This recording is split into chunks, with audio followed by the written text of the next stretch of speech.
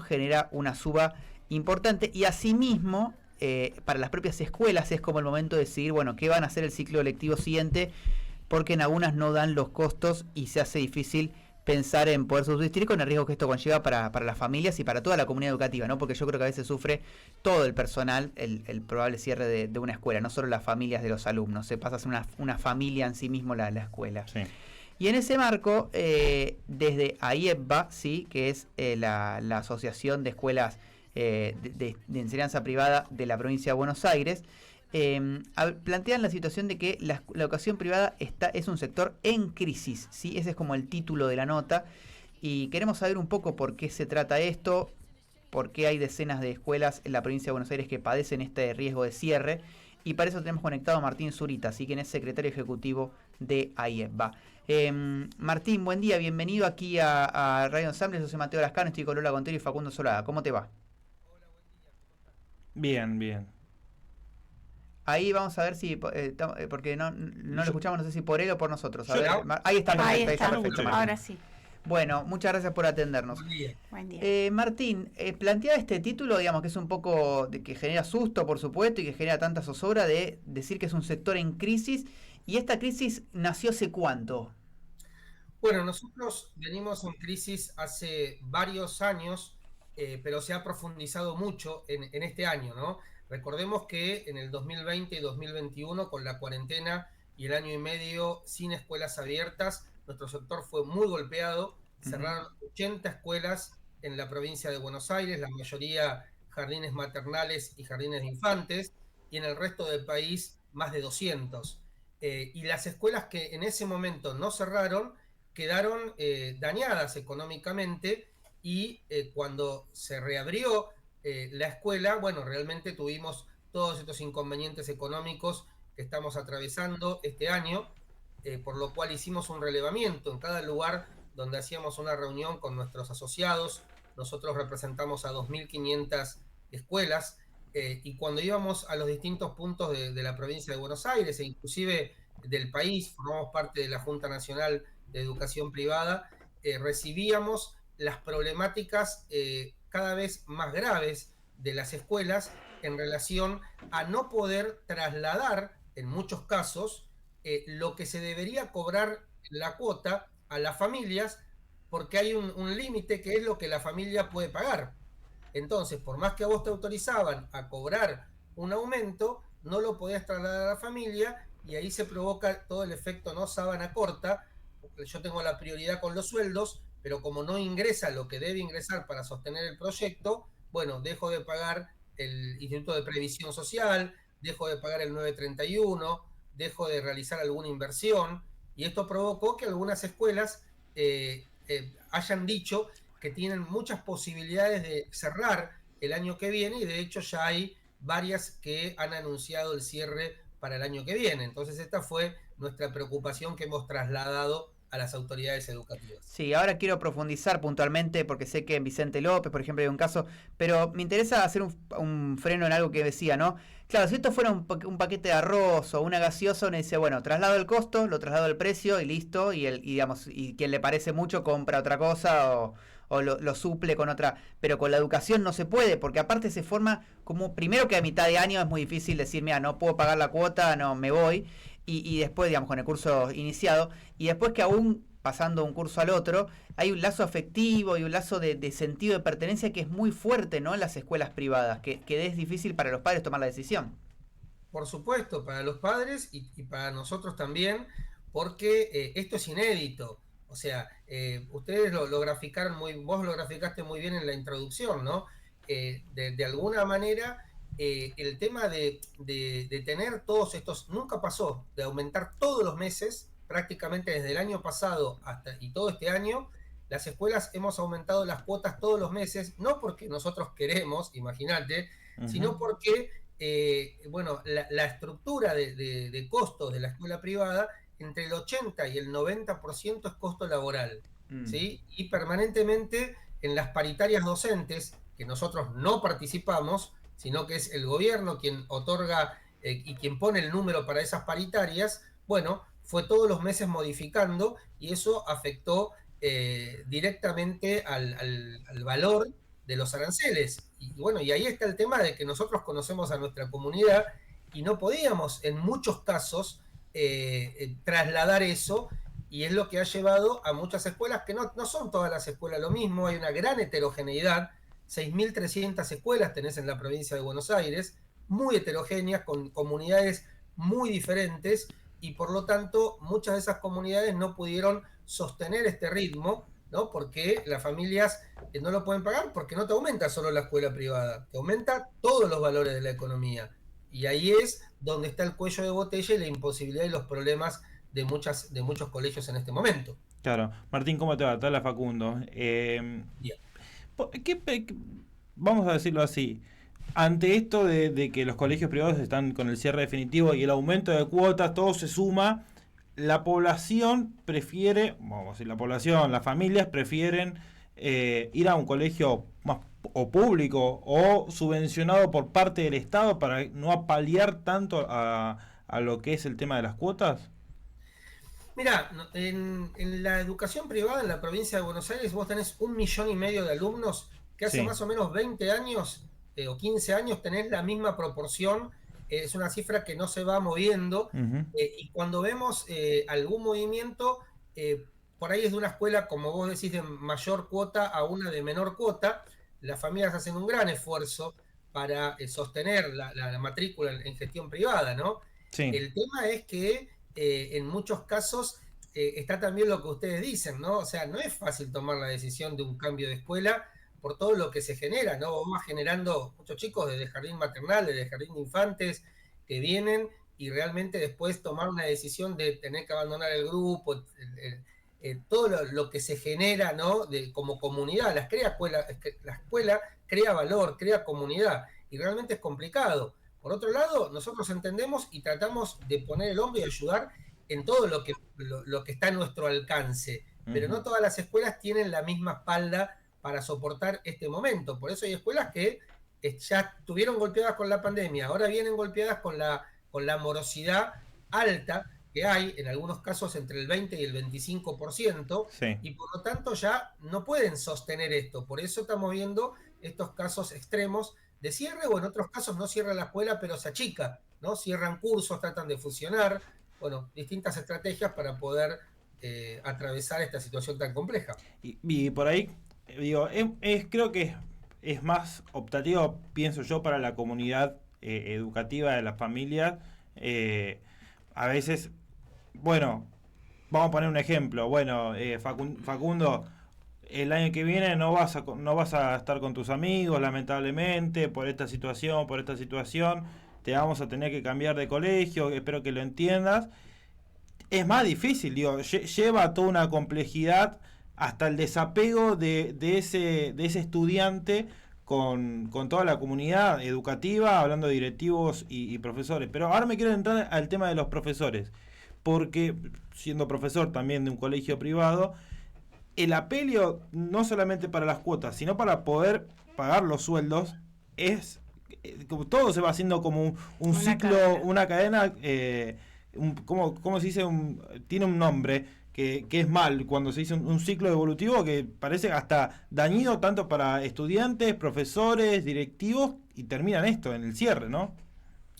Totalmente, es una cadena. Vos pensás que también alrededor de una escuela no solamente están las familias, como vos decís, los docentes que trabajan allí, el personal administrativo de maestranza, la persona que atiende el kiosco, la librería, ¿no? Tal cual. El lugar de comida de alrededor, o sea, hay toda una comunidad, el del transporte, que se mueve, ¿no? Nosotros, la escuela también es una pyme, además de ser y de tener las características de proyecto educativo y todo lo que sabemos de educación, también es una pyme, y está toda la parte económica, que hay que Sí, decirlo, ¿no? No hay que tener tapujos en hablar de esto, porque si a vos los números no te dan, no podés mantener ningún emprendimiento. Y la claro. escuela es un emprendimiento, la escuela es un proyecto que llevan adelante muchísimas familias, ¿sí? Ujú. Nosotros, el 90% de nuestros socios son familias, es aquella maestra que ha empezado en el garage de su casa enseñando particular y que después, bueno, le fue bien, puso un jardín, luego la primaria, etcétera, y es una familia que está trabajando, que invirtió su capital Sí. en un proyecto distinto a otros emprendimientos, pero que te tienen que cerrar los números para que funcione. Vos tenés que pagar a los proveedores, tenés que pagar a los docentes, ¿sí? Tenés que seguir reinvirtiendo. Es un emprendimiento, es un lugar, la escuela, que permanentemente hay reinversión, donde el edificio va dañándose todo el tiempo, ¿no? Por el uso, sí. Donde tenés la tecnología, hoy tenés que invertir permanentemente en lo didáctico, para fortalecer tu proyecto pedagógico, y por lo tanto es una rueda y es un ciclo virtuoso, donde vos tenés que, si se convierte, si deja de ser virtuoso, bueno, por supuesto que deja de funcionar, ¿no? Martín, y esto es una pregunta, vamos a hacer así, entre nos, vos, yo, bueno, los que estamos acá, y la audiencia. Digo, y un poco también de pensar de que a veces hay una diferencia enorme entre una escuela, estamos hablando de colegio privado, ¿no? Entre el establecimiento de un colegio privado que tiene el capital, que tiene la infraestructura, y otro colegio privado que su capital y su infraestructura es mucho menor. Digo, hay a veces una...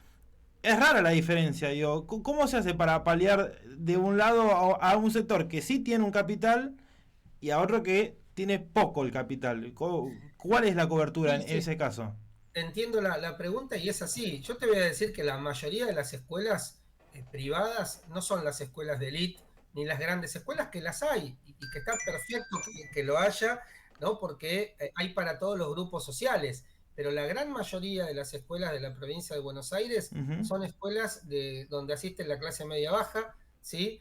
Que son escuelas que tienen aporte estatal en muchos casos, en otros casos no lo tienen, no porque no quieren, sino porque lo piden y no se lo otorgan, claro. Que cobran cuotas accesibles, ¿sí? Y que hoy justamente es el sector más golpeado de nuestra sociedad. Porque si vos tenés una familia que está pagando una cuota alta y tiene un ingreso alto, les será difícil, ¿sí? Protestará cuando aumente y demás, pero lo va a poder seguir pagando. En cambio, esa persona que está al límite, se le hace muy, muy difícil, y hace un esfuerzo enorme para mantener, y realmente es súper valorado eso, pero muchas veces no se llega, y la escuela tampoco, por otro lado, llega y no tiene esa espalda como para decir, bueno, te banco, etcétera, te doy una beca, ¿sí? Claro, claro. Y ahí está el problema, ¿no? Ahora, ¿cómo se hace para solicitar el subsidio? Digamos, ¿cuál es el reglamento que indica para cuál escuela sí y cuál no? Sabemos que las parroquiales generalmente lo tienen, ¿no? Sí. Sí, hay una resolución del 2018 que reglamenta, te pide toda una serie de ítems, es bastante rigurosa, y está bien que así lo sea, y cuando vos completás todos esos pasos, lo elevás a la Dirección de Educación Privada, que ahí seleccionan, hace un orden de prioridad. El problema es que uno de los ítems dice que no tenés que tener absolutamente ninguna deuda.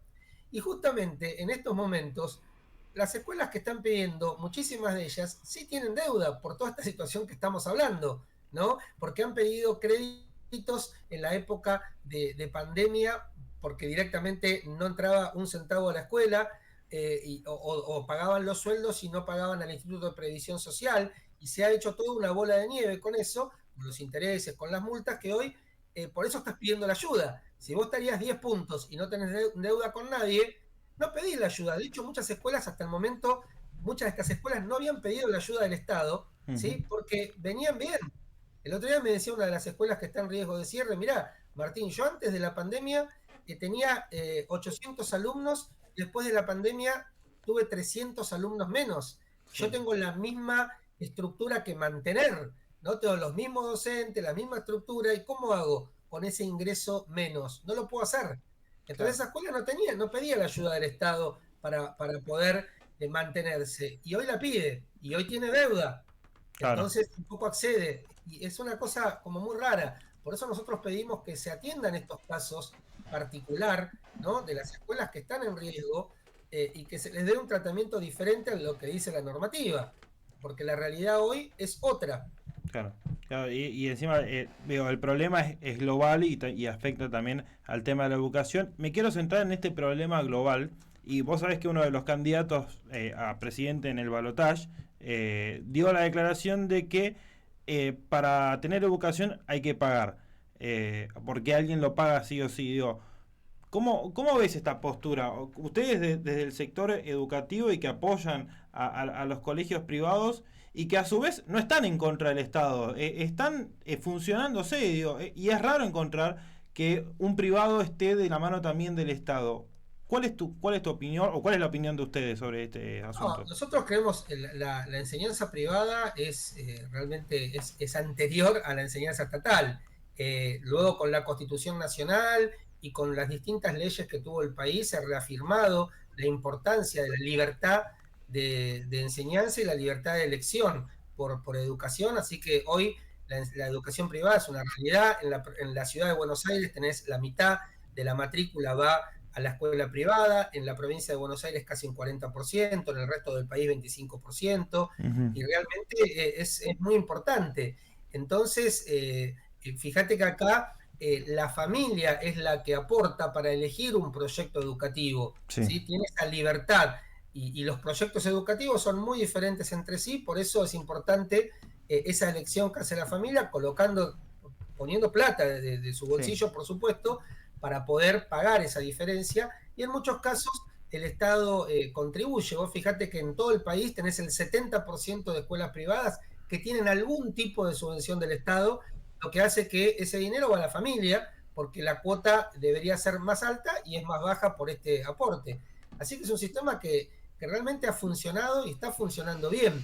Hoy, ante esta problemática económica que tiene características muy particulares, porque realmente la situación socioeconómica que estamos atravesando no es normal, bueno, hoy vemos que nuestro sector, así como otros sectores de la economía, están en problemas y necesitan una ayuda, en algunos casos, mayor del Estado, como están haciendo otros sectores de la economía, ni más ni menos, ¿no? Claro. Martín, la última. ¿Han tenido contacto con el área de educación de la provincia, digamos, de ministro Sileoni, el área de Hacienda, como para poder plantear esta situación? Sí, nosotros estamos en contacto permanente con las autoridades de la Dirección de Educación Privada y hemos elevado una nota con propuestas al ministro Sileoni para atender estos casos, ¿no? Que en muchas situaciones vemos que hay abrazos solidarios que se están haciendo en las escuelas para evitar el cierre, y hay una movilización de muchas comunidades. Bueno, esperemos que se tenga en cuenta esta situación y que evitemos que algunas escuelas cierren. Muy bien, bueno, muchas gracias por tu amabilidad para atender. Vamos a seguir el tema. Gracias, a ver, pues sabemos que estamos en una fecha clave. De hecho, no llegamos a tratarlo, ¿no? Pero está el Colegio del Huerto de los Olivos de Olivos. Está también el Niño Jesús de Praga, ¿no? Que se han fusionado. Y bueno, en definitiva, hay otras situaciones que vamos a seguir tratando y seguramente hablando pronto. Pero muchas gracias por atendernos en esta mañana. No, por favor, gracias a ustedes. Un saludo grande, Martín. Un saludo grande. Martín Zurita hablando con nosotros, integrante secretario ejecutivo de AIEPBA, la Asociación de Instituciones de Enseñanza Privada de la Provincia de Buenos Aires, hablando sobre este riesgo de cierre para una treintena de escuelas. 10:56, vamos a una tanda breve y ya se viene Chume, dedicado a... Fernando de la Rúa con Marcelo Tinelli. Ah, es especial. Muy bien, dale, ya seguimos. Sí. Nos podés escuchar en www.ensamblecontenidos.com.ar o bajando la app para Play Store. Radio Ensamble. Si querés que tu programa forme parte de la familia de Radio Ensamble, no lo dudes más. Comunicate al 11 66 38 40 50. 66 38 40 50. También nos podés encontrar en Instagram